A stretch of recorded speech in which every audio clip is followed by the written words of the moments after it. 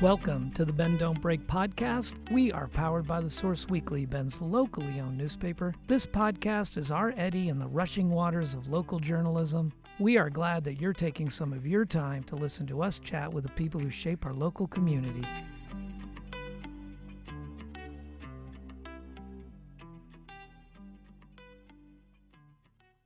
Thank you to our presenting sponsor, RE/MAX Key Properties, a family-owned full-service real estate brokerage specializing in residential, luxury, commercial, new construction, and ranch and land properties. Their new state-of-the-art facility at 42 Greenwood Avenue is a modern, collaborative space and the new home of the Bend Don't Break podcast recording studio. I am Aaron Switzer, publisher of The Source, and your host for the Bend Don't Break podcast. Thank you for joining us. Today, I need to say a special shout out because we have a new sponsor, Crux Fermentation Project, who generously gave us a lot of these to sample, and we have been enjoying those. Crux is our favorite spot for craft brews with mountain views, and thank them for supporting this and allowing us to talk to cool guests like who we have in studio today, Cate O'Hagan. Cate has a background in art and education from Lewis and Clark College. She spent the first 20 years of her career as a communications and marketing manager for major cultural institutions, including the Portland Art Museum and the Oregon Symphony. After relocating to Central Oregon, she played a key role in launching the museum at Warm Springs and later served as executive director of Arts Central, overseeing arts education programs, public art initiatives, and cultural funding efforts. Her expertise lies in communication, fundraising, and strategic leadership with a passion for making arts and education accessible to all. Currently, she manages the Deschutes Public Library's 1% for Art program and coordinates large-scale public art projects for Lay It Out events. In addition to her professional work, she has served as a longtime volunteer leader at the Deschutes Cultural Coalition and actively pursues creative interests in visual arts, music, and writing. Wow. Woo! I had no idea. Impressive recap. Thanks. Thank you for being here. Before we dive into all the cool stuff that's happening here now, I want to roll back in time to how does someone come from being at the Oregon Symphony and working in Portland at those prestigious cultural institutions, kind of hard to leave, I would imagine, and arrive in Central Oregon? That is actually quite a personal question, but I'm happy to reveal. You can dodge the really sensitive bits. See, I also did a stint in Washington, D.C., and what was then the most prestigious museum in the nation's capital. And then I came back to work for the Portland Art Museum again. Okay. And, was told by Portland Art Museum employees to never speak of all that I knew. And I was like, wow, Portland, provincial. Right. And I moved over here, I think, for personal reasons. Yeah. And those were just spiritual healing, I think. Yeah. And I grew up in the Pacific Northwest. I'm a fourth generation Pacific Northwesterner, almost fourth generation Oregonian, had I not been born on the wrong side of the Columbia River. So it's a matter of feet. Yeah. Dang. Washingtonians. Why do they move around so much? It's a personal territorial issue for me. So that's what it was. And I knew moving over here that, I should have a 5-year plan getting here. Yeah. But I was over here in 5 months because once I decided, it was like boing. Yeah. And the other thing was I just knew that once I was here, there wouldn't be any work for me, anything close to what I did. Yeah. But I ended up living outside Mattress on a ranch, and that's how I got involved with the museum at Warm Springs. Oh, I was okay. like, my people, my people. And really, I was not in a pivotal role. I did the marketing and coordination for the opening of the museum. Yeah, great. So that is not like doing the fundraising or actually building the building. But so I became friends with the director there and ended up hanging shows on a volunteer basis and doing all that, and was asked to join the Madras Jefferson County Library Board. Oh, things are coming full circle. When, back then. Yeah. And but then ranch life was great. Rancher, well, So, again, for personal reasons, I had to move on, and I ended up buying property in Sisters. Family already had some property there, and Yeah. we've had a cabin at Elk Lake for Mm-hmm. about 100 years. Yeah. So, It was the Rancho Rancho Relaxo. Relaxo, Yeah. I remember. which was a phrase I think stolen from The Simpsons. Oh, yeah. Yeah, Yeah. so I couldn't really brand it. Well, I remember, since we're walking down memory lane, I think it was in our first year at the publishing. I came out to do a story and Yes. got the tour of the ranch. I think that was a good. I don't want to date us, but we'll just say the paper is what are we hitting? 29 years, 28 years. So Wow. yeah. That and got to see the tractor and everything. love and the track. Yeah, it was a relaxo place. Yeah, growing trees. That's whether I wasn't growing livestock, so it's a Yeah. lot less stressful. Yeah, yeah. You get to stay in on cold nights. Yeah. Right, and I go out in the morning and announce that Yeah. growing should happen. Yeah. So, but when inevitably you got sucked into the arts world here, and Yes. and then I think what most people will know you from is working as the executive director for Arts Central for so long. Yeah, and as a matter of fact, in the full interest of full disclosure, you were on the board I was, yes. for a while. Yes, it started with the Mirror Pond Gallery Mm-hmm. and the committee that had saved that from the wrecking ball, and the city was going to destroy it, but it was the home of Ben's first mayor, Arthur Goodwillie. Yeah. First name Art. It was fated. So the building was moved. The concern was it was taking up 14 parking spots potentially. So, but that historic structure built in 1947 was saved, and they wanted to put an art center there. That was the Right. goal of that organization, and it wasn't really suited for messy stuff. So it became more of a gallery and gathering place. Yeah. And then Well, you used to win the best of year after year for a gallery. well, it's a very accessible place Yeah. and a lot of community involvement. Yeah. And it was a wonderful spot down there by Drake Park and Mirror Pond, not gallery. And then, but the mission has always been arts education and promoting the arts. Yeah. And so that's when we started talking about doing an art station. Right. And I was on the design review committee for Bill Smith's idea of redeveloping the old mill district. And so I was working with architects on that. And they just called up one day and said, "Do you want a train depot?" I remember it was somewhat, well, you saved Rademacher House. You ought to be able to save this Yeah. old depot. Bill wants the train depot that's in the way of the parkway. That was a long time ago for most Yeah. people. And so we were talking about moving it, but we need partners, blah, blah, blah. So it was a perfect partnership between ODOT, Oregon Department of Transportation, William Smith Properties, and a nonprofit arts organization to create the region's first accessible nonprofit Yeah. art school Yeah. for years, started in 2000. And from there, we did Artists in the Schools programming, and then also my long delayed desire to do a mobile art studio, Van Gogh. Van Gogh, Yeah. for underserved populations. Yeah. So that's where you and I intersected Yeah. quite a bit in terms Yeah. of It was that period. regional artwork. And then at that point, that's how I got involved with Art in Public Places as well. Worked with them for 11 years to Yeah. work on the roundabout sculptures. Yeah. Well, for people who are listening who don't have the history, Art Station is that depot across from the amphitheater. Most of you will know the amphitheater. You'll go right by it. But the Art Station is the older building on the right where my kids took ceramic classes there and did all kinds of art projects when that was a vibrant art hub. Yeah. Yep.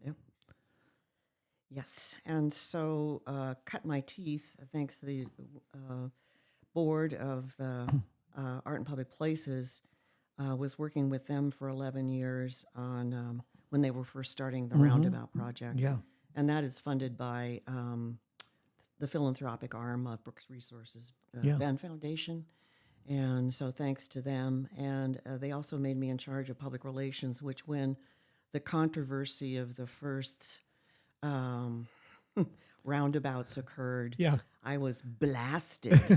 I was going to bring that up because, again, for people who weren't here during that time, it's hard to go back and remember how controversial it was for there even to be a roundabout.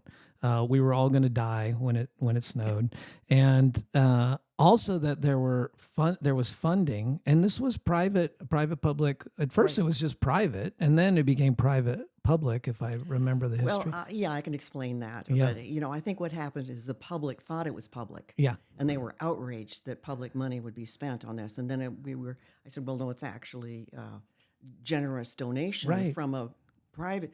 They were like, how dare you private people But impose upon us right. a flaming chicken? Yeah. And I would say, no, it's not. It's a phoenix. And they didn't know what that was Right. at the time. So Right. we have come Right. a far distance. Yeah.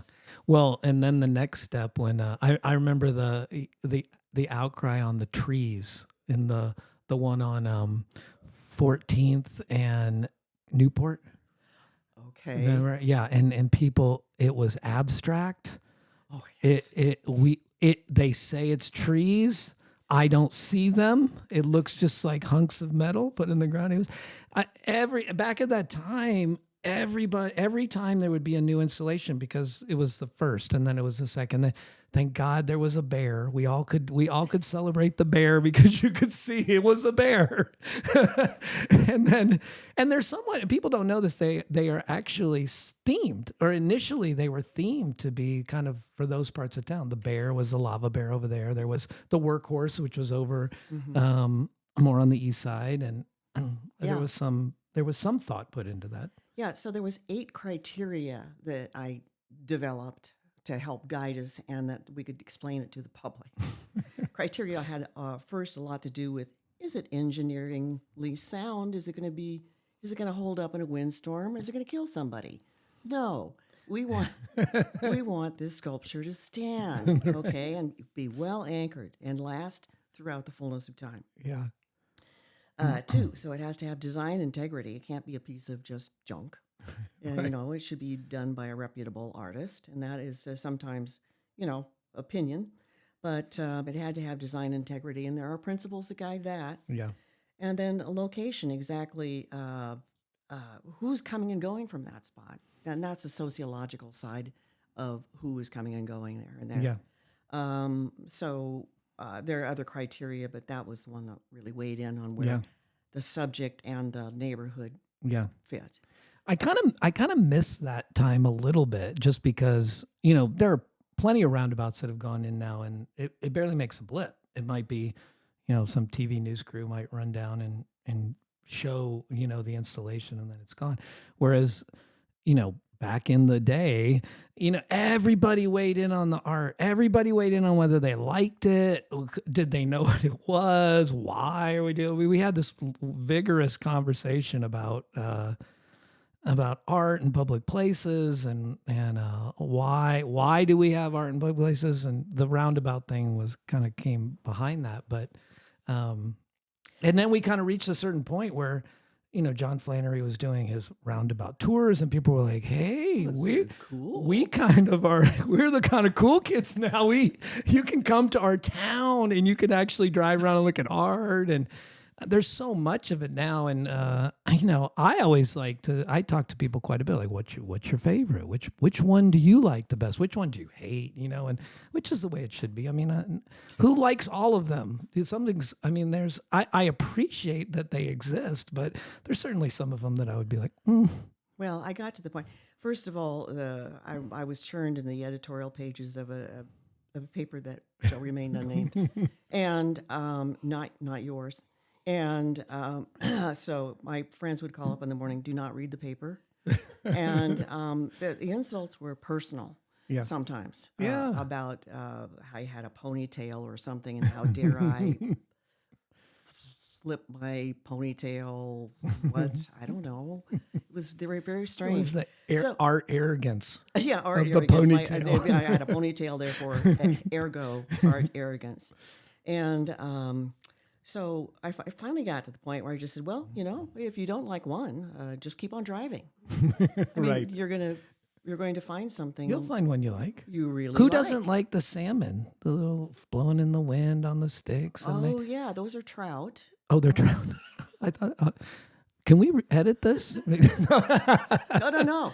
Red Sides Roundabout is its Okay. really name, Okay. its real name. And, of course, Yeah. the nicknames come in. That's Fish Sticks. Oh, okay. Yeah. Yeah. Fish sticks. That's good. Then there was a Sex Roundabout, I remember that. which the cardinal Yeah. directions, Yep. yes, which we know are north, east, south, and west. Yeah.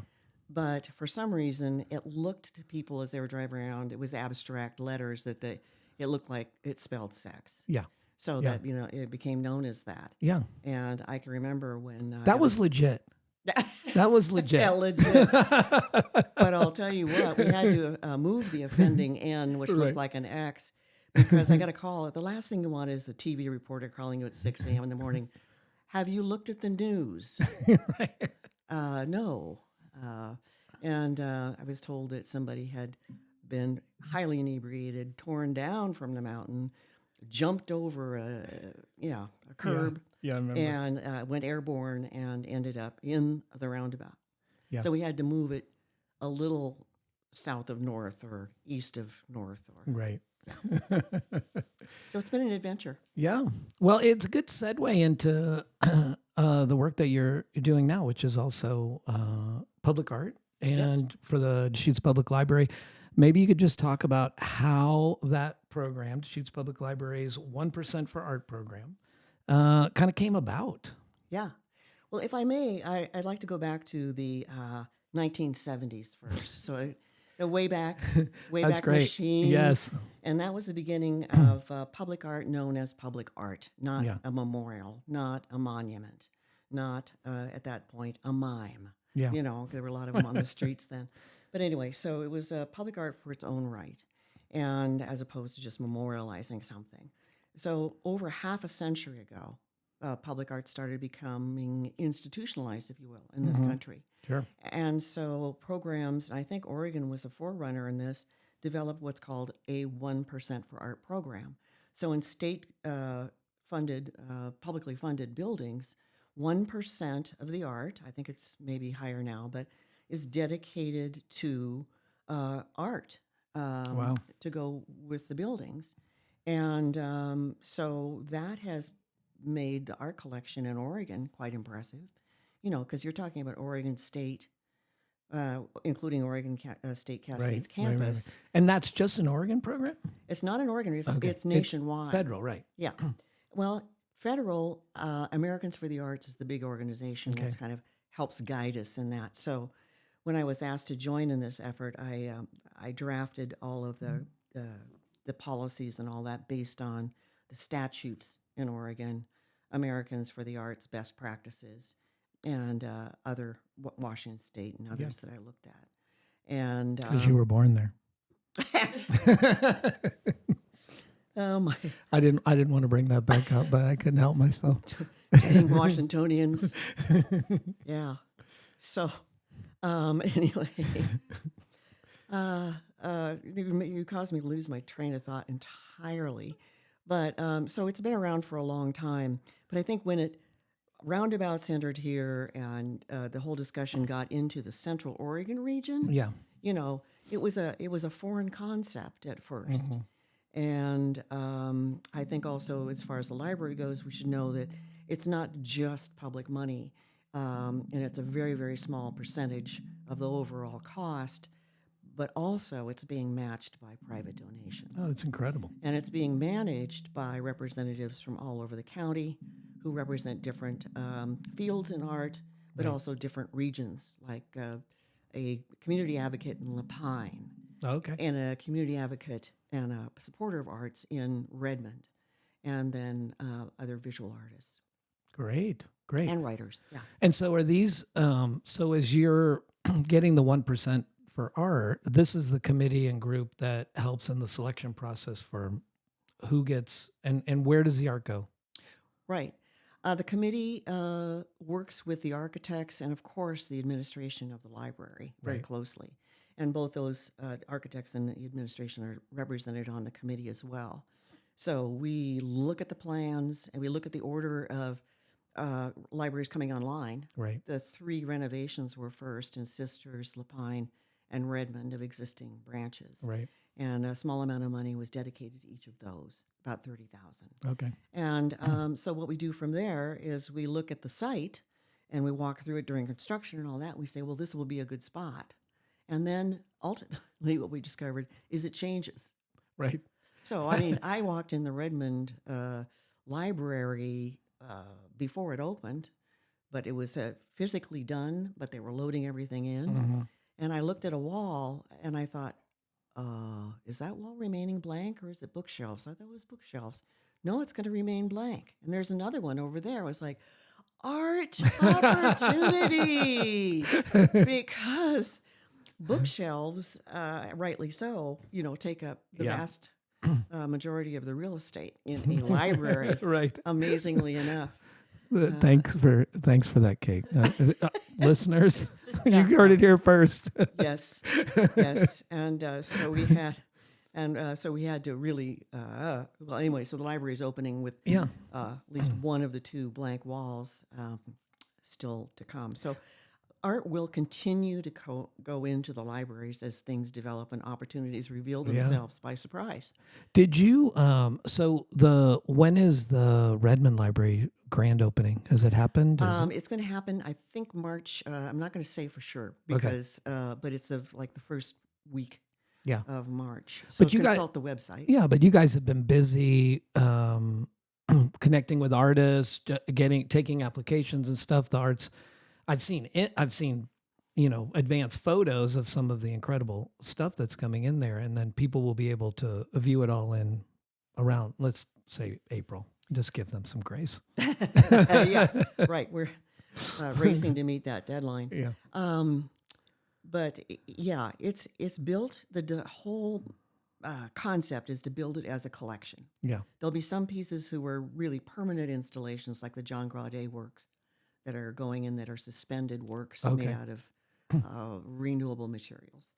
And those are meant to be permanent, but the rest of the collection can move. I know that once the libraries are done and the art is hung, they're not going to want to move it for quite some time. But conceivably, Yeah. we can move a piece to another location and have a Right. little presentation on it. Great. But it's really designed as a collection and meant to hold together as such, Yeah. which goes into the criteria.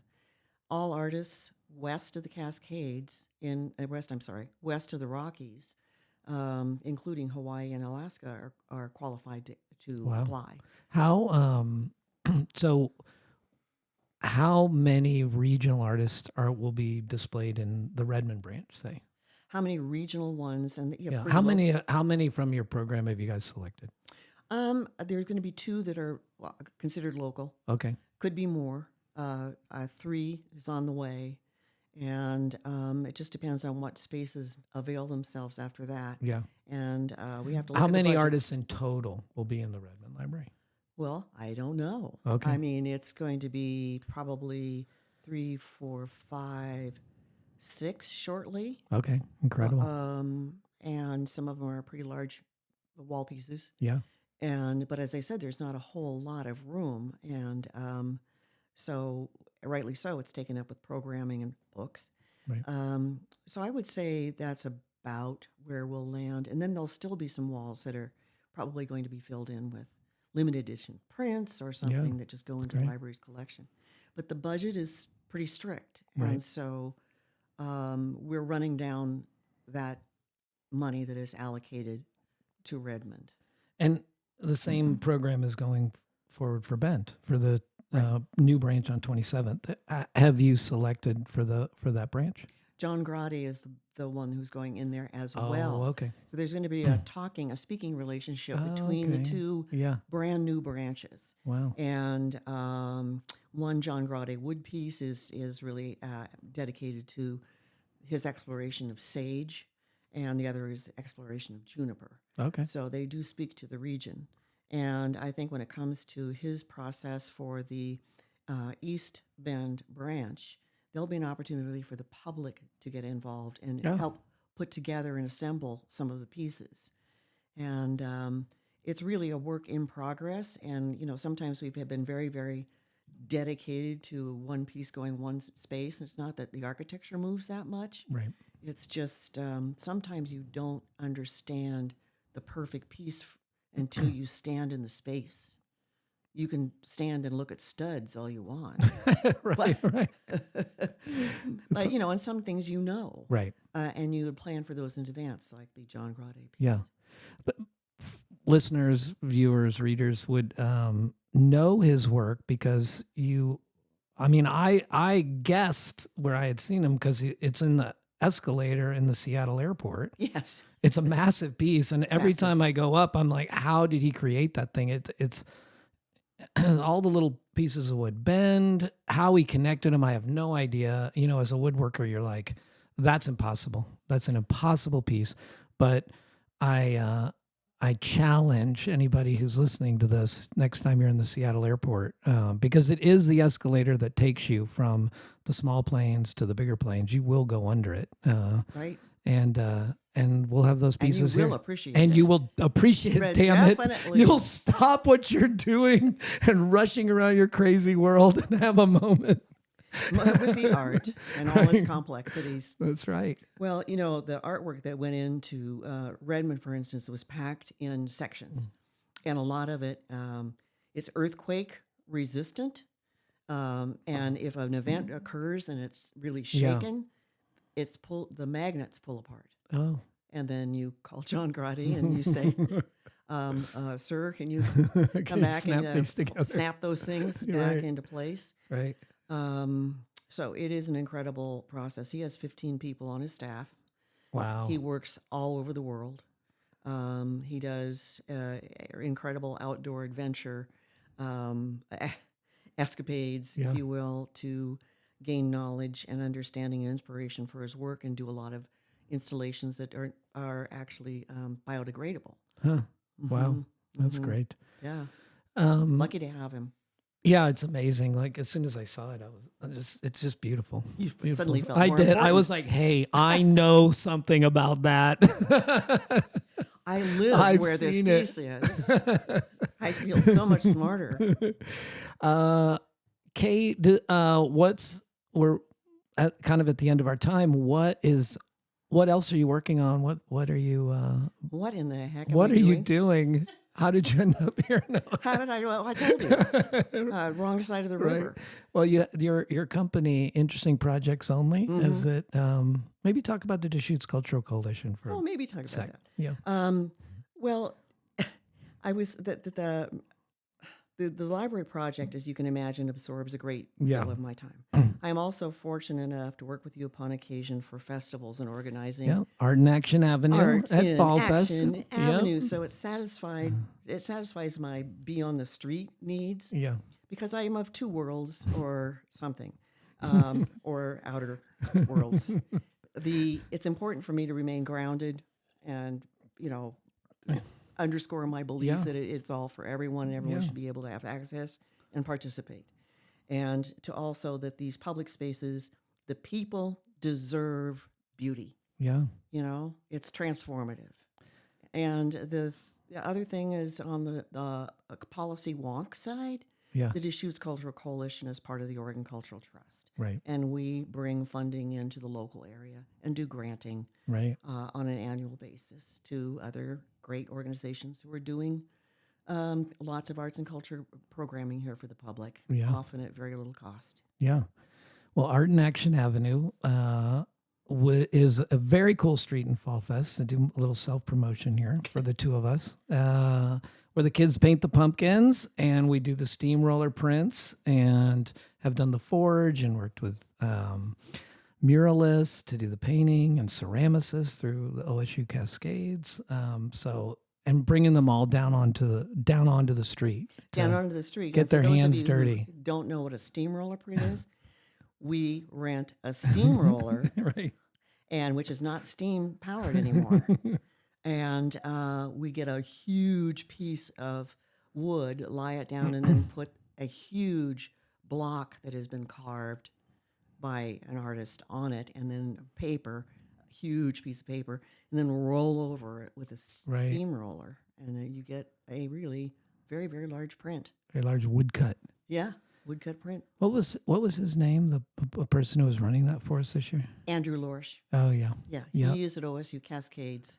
Fabulous. Yeah. And in the ceramic area, we were lucky enough to partner with Neighborhood Impact. Yeah. Empty bowls. Yeah. We were able to throw over 100 bowls for empty bowls. Yeah. So I think that's one of the goals of that street is to partner with community people and get art out there for a good cause. Well, Andrew took that steamroller print area and then created all those small rubber stamps and was doing all that with the kids. It was way above and beyond what we had thought was going to happen down there. So it was very cool. Well, yeah, they ran the first year. They were like, "Does anybody have any paper the kids want to print?" Right. You know, Tell them to stand back and watch the steamroller. I know. So there was more and more and more and more involvement Right. to the point where they had to, So they're busy carving, blocks, linoleum blocks on site, Right. to provide enough Yeah. to the children and the parents. The parents were really fun to watch because they were just rooted on their kids. Yeah.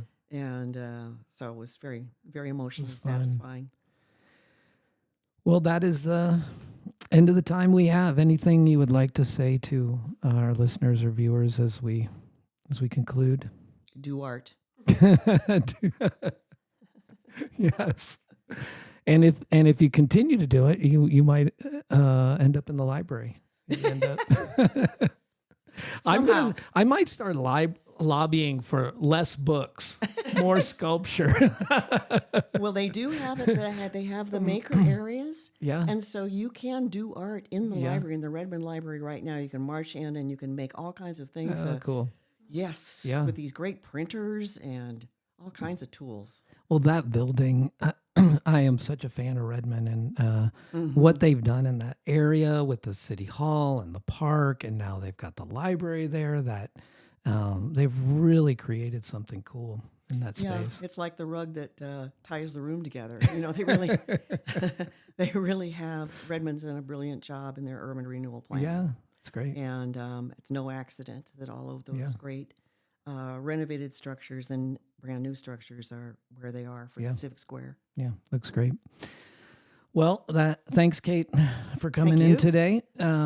If you like what you heard, become a member through our website for the Source Weekly member program, and we will continue to do more cool stuff like this with Cate. Have Cate back. We should do a Cate back fundraiser on the member program.